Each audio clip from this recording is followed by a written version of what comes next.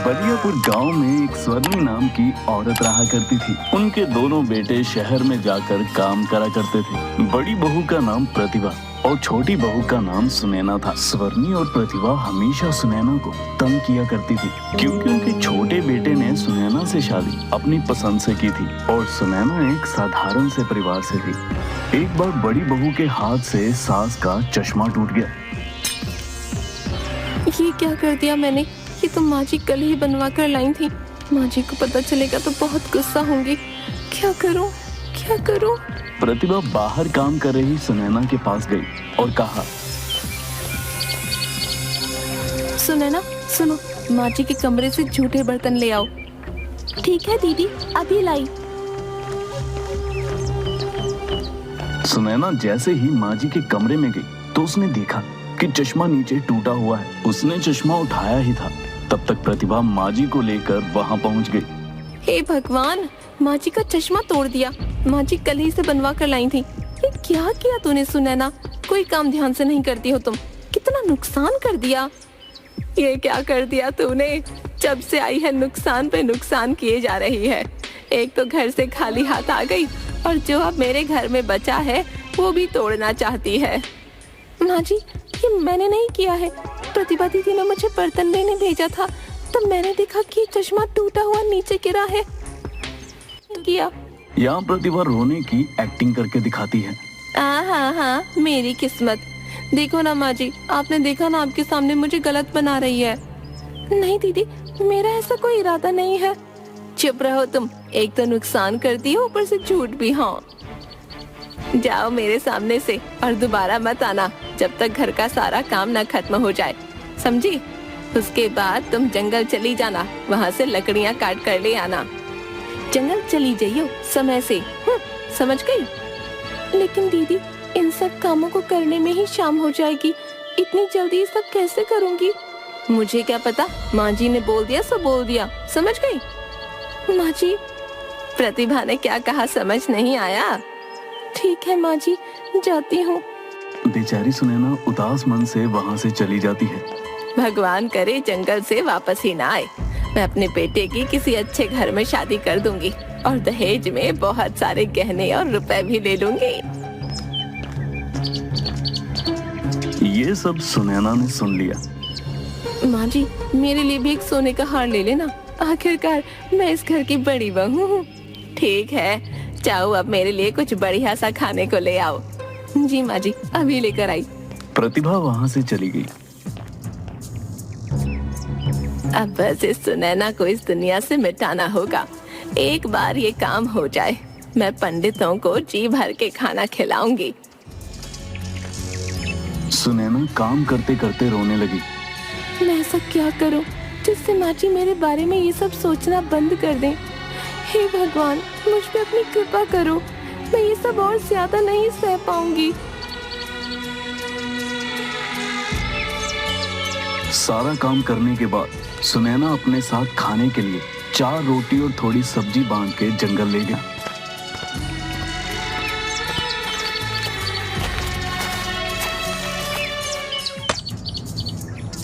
सुनैना जंगल में लकड़ी काटने लगती है।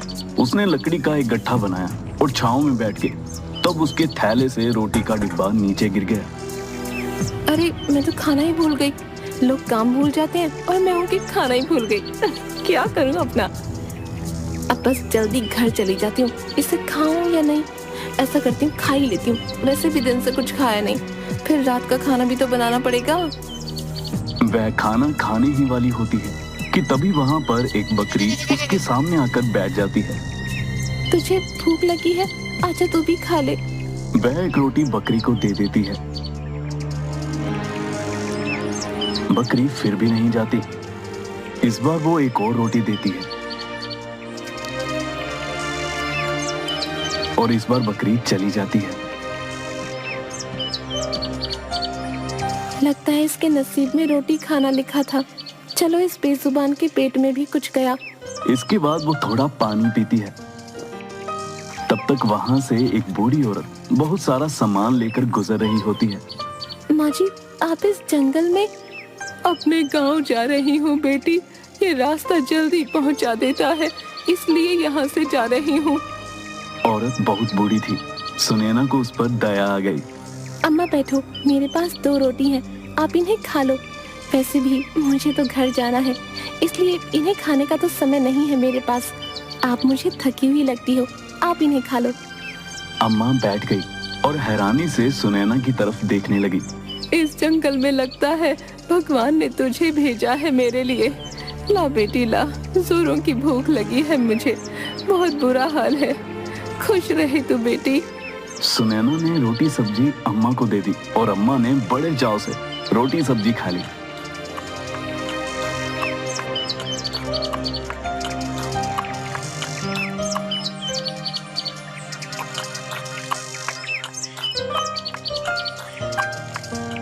बेटी एक बात ध्यान से सुन, तेरे जीवन में कभी भी कोई मुसीबत आए तो बस अपने पूर्वजों और भगवान को सच्चे दिल से याद करना। उसके बाद सामने मुसीबत पर लाल कपड़ा और अगरबत्ती जलाकर हाथ जोड़ लेना, सब ठीक हो जाएगा। धन्यवाद अम्मा, बड़ों की कृपा से ही घर परिवार फलता फूलता है। कभी बलियापुर गांव में आना होगा तो किसी से भी पूछ लेना मेरी माँ जी का नाम। उनका नाम स्वर्णी देवी है, वो आपको बता देंगे मेरे घर का पता। कभी आना हो तो हमसे मिलने जरूर आना। जरूर बेटा, कभी मौका मिले तो जरूर आऊंगी। अब बेटी तू जल्दी घर जा, ये जंगल तेरे लिए सुरक्षित नहीं है। ठीक है अम्मा, आप भी जल्दी चली जाओ। और हाँ बेटी, कभी भी डर लगे तो अपने पूर्वजों को याद करना। पितृ हमेशा अपने वंशजों की रक्षा करते हैं। जी अम्मा।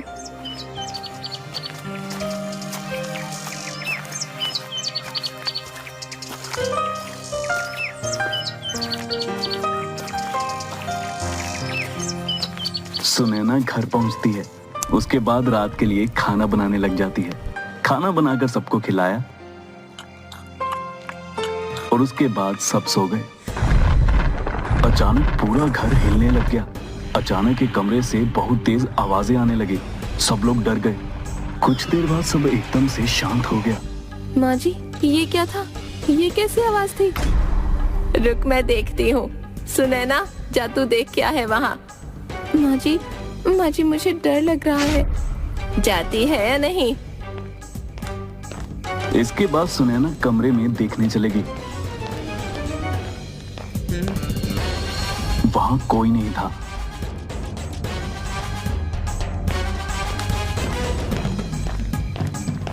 माँ जी, यहाँ कुछ भी नहीं है। ऐसा कैसे हो सकता है? इतनी भयंकर आवाज भला किसकी हो सकती है? माँ जी, लगता है कोई जानवर खिड़की से घुस गया होगा। मैं कहती थी ना, वहाँ जालियां लगा लो। चलो अब जाओ, सब सो जाओ। अगले दिन सुनैना, सुन, वो कपड़े रखे हैं, धो देना सारे। और घर के सारी चादरें भी धोनी है। और हाँ, पर्दे भी, समझ गई? जी माँ जी। तब तक वहाँ उनकी पड़ोसी शारदा आ गई। प्रणाम अम्मा, कैसी हो आप? आओ आओ बेटी, तुम कैसी हो? हमारा तो जैसे तैसे वक्त निकल रहा है। मैं ठीक हूँ माँ जी। आपसे वो शहद लेने के लिए आई हूँ, कुछ दिन पहले आपसे मंगवाया था ना। अरे हाँ, मैं तो भूल ही गई। क्या करूँ बेटी, उम्र हो गई है। रुक लाती हूँ। माँ जी जैसे ही अंदर गई, शारदा तुरंत सुनैना के पास जाकर बोली, सुनैना तो दुखी नहीं होती इस बुढ़िया के ऐसे बर्ताव से। जीना मुश्किल किया हुआ है तेरा इसने। कहती हूँ तो अपने मायके वालों को बता देना। नहीं बहन, मेरे माता पिता गरीब हैं, उन्हें मैं और पीड़ा नहीं दे सकती। मुझे परेशान देख वो और दुखी हो जाएंगे। तेरे लिए मुझे बहुत दुख होता है, तू अपना ध्यान रख। तुम मेरी चिंता मत करो, वो जैसी भी है मेरी सास है। गुस्सा करती है पर दिल की अच्छी है। तू बहुत भोली है रे। मैं तो तेरे लिए बस प्रार्थना ही कर सकती हूँ कि एक दिन तेरा जीवन भी सुधर जाए। तू परेशान मत होना। हाँ, ये सब मेरा परिवार है और परिवार में तो ये सब चलता ही रहता है। तब तक अचानक माँ जी आ गई। ले शारदा, अपना शहद। धन्यवाद अम्मा। अच्छा, अब मैं चलती हूँ। उसने सुनैना की तरफ देखा और चली गई। सुनैना ने अपना सारा काम किया। पहले कपड़े, घर की सफाई, आंगन की सफाई। रात के समय, अरे ओ सुनैना, खाना बनाया नहीं? बन गया माँ जी, आप हाथ धो लीजिए, अभी लगाती हूँ। रख जल्दी, भूख लगी है मुझे बहुत। अभी रखती हूँ माँ जी। छी छी, कैसा खाना बनाती है तू, ऐसा खाना तो जानवर भी ना खाए। माँ जी, मैं आगे से ध्यान रखूंगी। सास और प्रतिभा ने सारा खाना खा लिया और जानबूझ के बाकी रोटियां और सब्जी छुपा दी। और ला रोटी। माँ जी, रोटियां तो खत्म हो गई हैं। इस घर में तो पेट भर के खाना भी नहीं मिलता। जीना तू भर हो गया है। जा बर्तन ले जा। माँ जी ने प्रतिभा को वो खाना दिया। प्रतिभा ने तुरंत वो खाना गाय को खिला दिया और वापस वहां बैठ गई। चलिए माँ जी, कल शादी में भी जाना है, सो जाते हैं। सबने खाना खाया। किसी ने सुनैना को खाने के लिए नहीं पूछा। फिर सुनैना ने बर्तन धोए। आधी रात को अचानक आवाज आने लगी।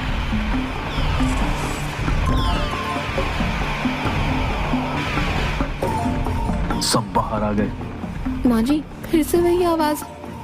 ये आवाज तो कल से भी ज्यादा है। माँ जी, इस सुनैना को वहाँ भेज देते हैं, आप कमरा बंद कर देना। अगर वहाँ कोई जानवर होगा तो इसे खा जाएगा।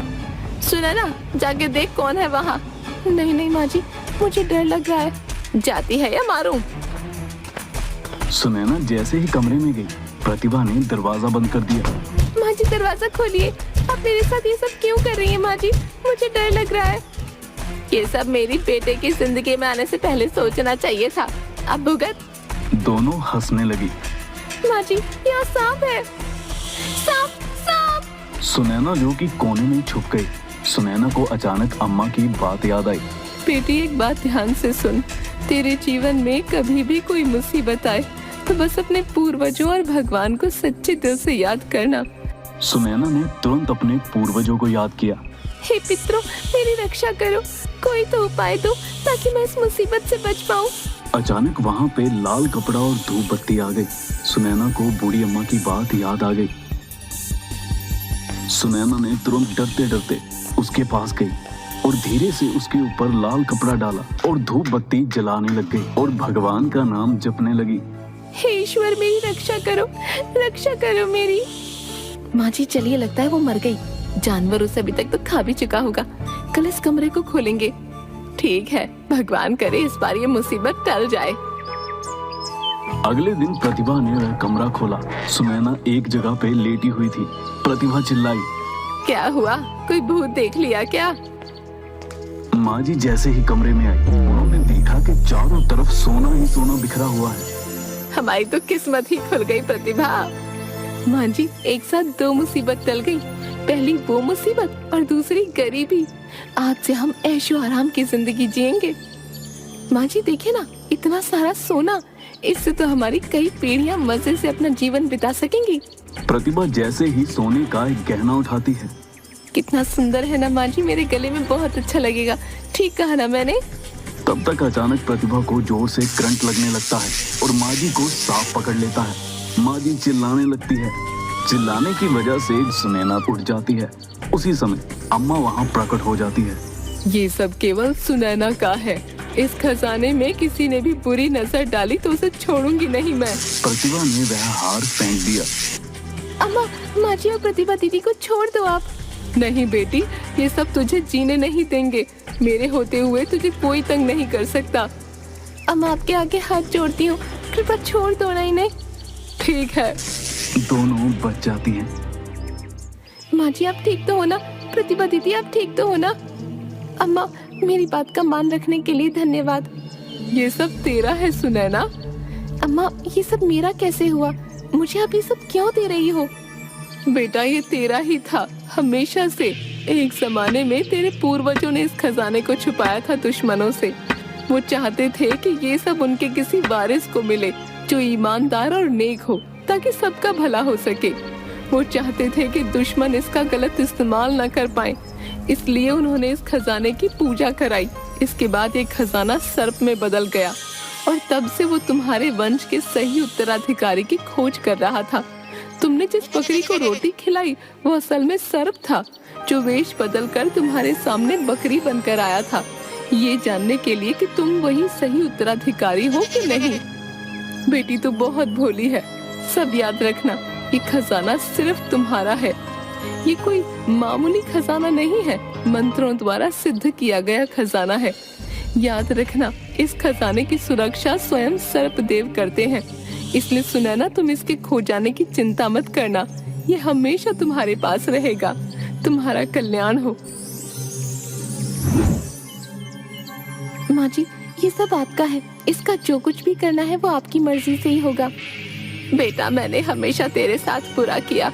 तू चाहती तो इतना सारा धन पाके हमें घर से बाहर निकाल सकती थी, पर तू ये सब मुझे दे रही है। क्यों सुनैना? माँ जी, मैं हमेशा चुप रहती थी ताकि एक दिन आप मेरे प्यार को समझ सको। देखो ना, आज आपको मेरा इस परिवार के प्रति प्रेम समझ आ गया। इससे ज्यादा मुझे कुछ भी नहीं चाहिए। मुझे माफ कर दो, मैंने तुम्हें हमेशा मारना चाहा, लेकिन आज तुमने मुझे बचाकर मेरी नजरों में अपनी इज्जत और भी बढ़ा दी है। आज से मैं हमेशा तुम्हारी बड़ी बहन बन के रहूंगी और तुम्हें कुछ नहीं होने दूंगी। सुनैना, इसकी हकदार सिर्फ तू है। ये जिम्मेदारी तुझे ही संभालनी होगी। तेरे पूर्वजों का भरोसा है तू, इसलिए अपनी जिम्मेदारी को समझ और वही कर जो सही है। जी माँ जी, मैं आपकी बात का मान रखूंगी। इसके बाद सुनैना का परिवार बहुत अमीर हो गया और सुनैना दान पुण्य करने लगी।